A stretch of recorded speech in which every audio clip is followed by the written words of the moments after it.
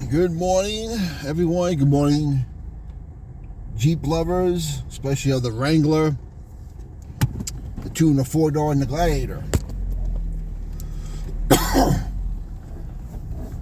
And we're going to discuss why. Now that you already know, but hey, thought I'd make a video anyway. Stellantis, aka Jeep, is having a hard time selling their products. And no, I am not in my Jeep vehicle right now, which is pretty appropriate considering the type of video I'm making. And yes, I've owned 3 Jeeps. I'm currently on my third one, my 2021 Gladiator Sport, which I love very much. But you can still be honest about things and still love a certain brand or a certain automobile. Number 1, Stellantis became the victim of their own greed.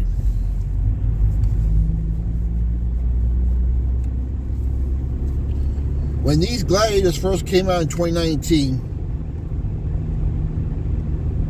these things were going for 5, 10, 15 above the MSRP, because we have been begging Jeep for years to come out with a pickup truck, and they always teased us with concepts at the auto show. For me here in New York Auto Show at the Javits Center, teased and for decades. And when they finally did come out, people were so desperate to get them, they were willing to pay 5, 10, 15 above the MSRP. Not me. I don't care how much I love a certain thing. If you think I'm going to pay that much money above a sticker price for a depreciating asset, you're crazy. And because of that, they became the victim of their own greed. Because usually, about 2-3 years after, you get the letter from Jeep or Chrysler saying, hey, we'd like to buy your vehicle back. Come in today, we could get you a newer vehicle at a lower price. Well, because so many people bought this thing above the MSRP, many people will still upside down in their Jeep loans. And the ones who did have equity didn't have enough equity to really make a dent, and therefore extend what was already a very expensive car payment. And the ones that did have a lot of equity were those used ones in the market went for a ton of money, because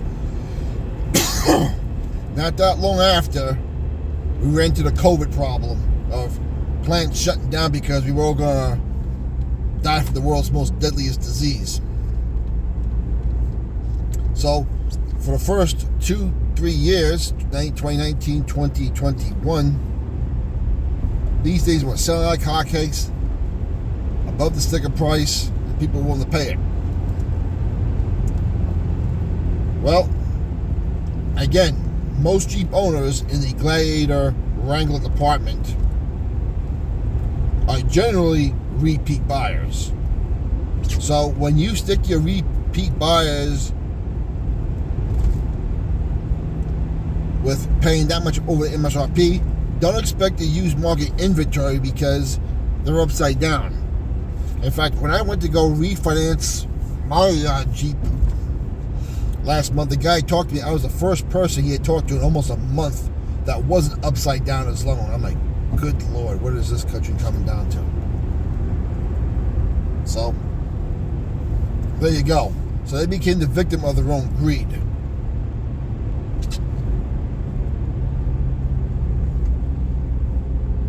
Two, the starting price on these Gladiators is just way too much money. Now listen, I love the Mojave, I love the Rubicon, I love the Willys, the Freedom Edition. I like them all. But when you're charging a mid-size price truck the same as a Chevy Silverado, GMC Sierra full-size truck, a Ford F-150 full-size truck, a Ram 1500 full-size truck, and a Toyota Tundra, well, if you're buying a pickup truck for the reasons most people buy them, Well, they're going to buy the full-size truck and have the option of getting a diesel or a V8, with the gas mileage not being much different. And Stellantis got real stupid with that. They got real greedy with that. And they're paying the price for it. I mean, the one thing the Gladiator has going for it is, one, it's only one of 2 trucks left in the market where you get a manual transmission, and 2, the only truck in the market with a removable hard or soft top. That's it. Let's be honest. I love them, but let's be honest. And if I was going to buy a truck because I'm running a business, or because I'm a homeowner who does a lot of do-it-yourself work, if you give me a chance to buy either a full-size Tundra or any of the trucks I mentioned, I'm taking the Tundra and the F-150, because it can hold more, it can tow more. Not that I tow, but the options there. And I have a choice of all kinds of engines. The only thing I'm not going to have a choice of, which I hate, is not having the option of a manual transmission.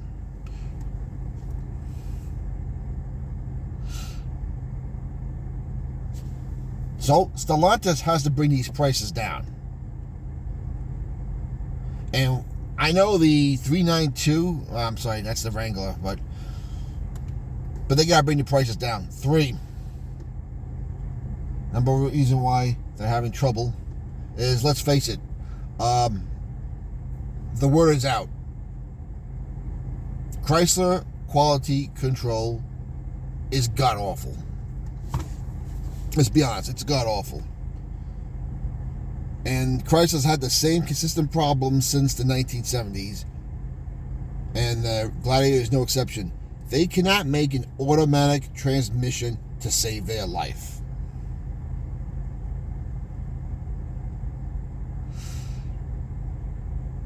I mean, I've had 2 previous Jeeps, and all 3 have been manual transmissions. 1, I do like manual transmissions better.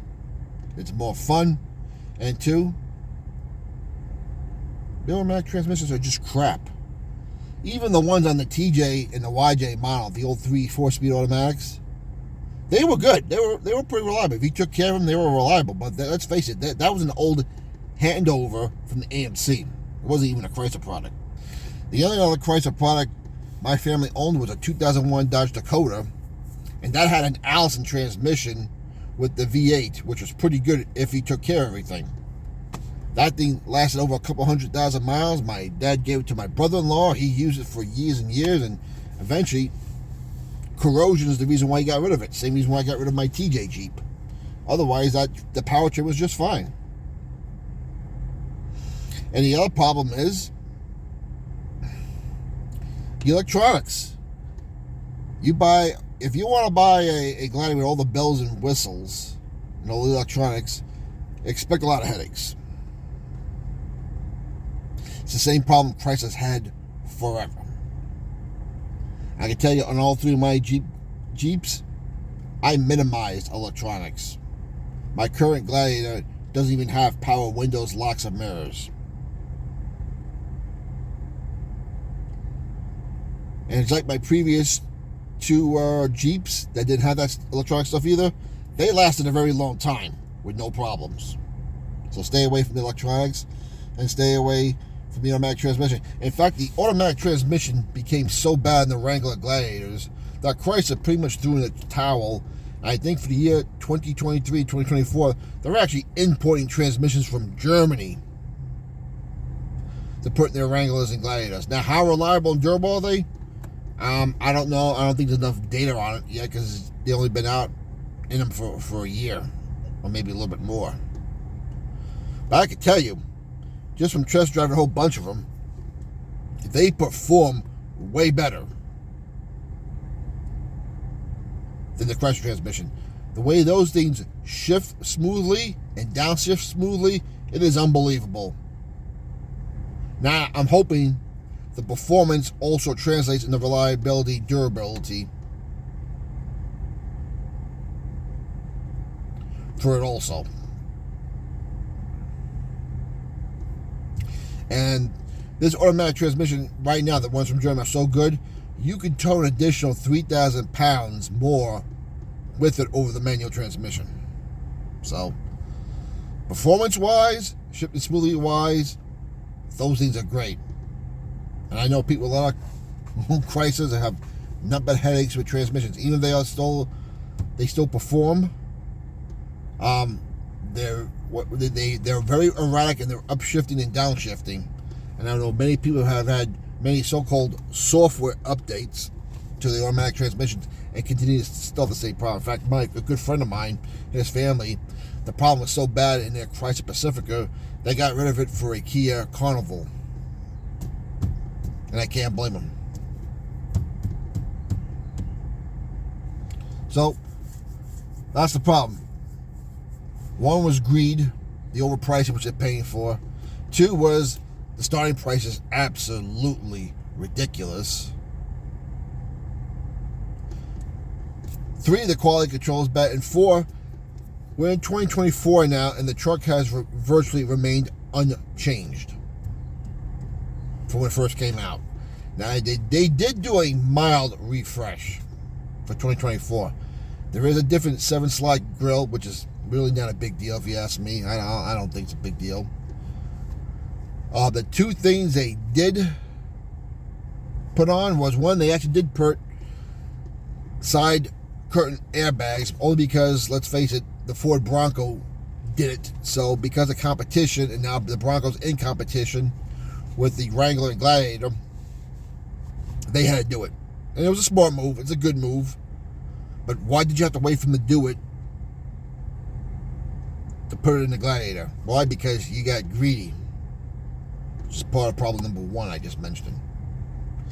And of course, the third thing is the updated standard and old models, even the baseline model, a 12.3 infotainment system, which I gotta say looks pretty damn good. I mean, the Uconnect 7-inch and 8-inch ones were pretty good. A lot of people say they were user friendly. They reacted fast. They were pretty good. You had the occasional black screen, which I guess you could say you could turn it off and put the car on again, or turn the radio off and it would go back on. That one looks nice. But other than that, the truck has remained unchanged. And as they have remained unchanged, Chevy has done a major refresh on their Colorado and the GMC Sierra. Ford did a major redesign on their Ford Ranger. And Tacoma, Toyota's done a major one on their Tacoma. And Nissan's done a major redesign on their Frontier. So as they're all the competition, the 5 trucks I mentioned, are doing major redesigns and adding stuff, the Gladiator has remained unchanged. Which is also hurting sales right now, because if you bought one in 2019 or 2020, why would you buy the same exact model in 2023, 2024? I mean, the differences in 2024 are not great, where it could match up with the redesigns of the other models I just mentioned. So, as much as I love the Jeep lineup, Jeep better wake up. I mean, never in my lifetime have I ever seen 15% off the MSRP of a Wrangler Gladiator, ever.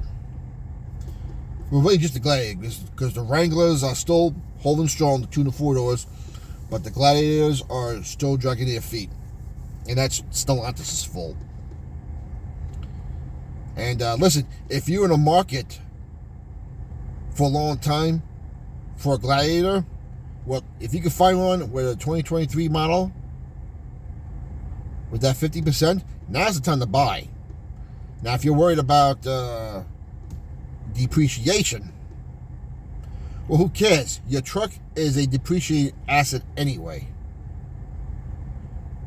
And if you're going to buy a car based on resale, don't buy a car at all. Buy something really old. Because the more you drive, the more it depreciates. I don't care what you have.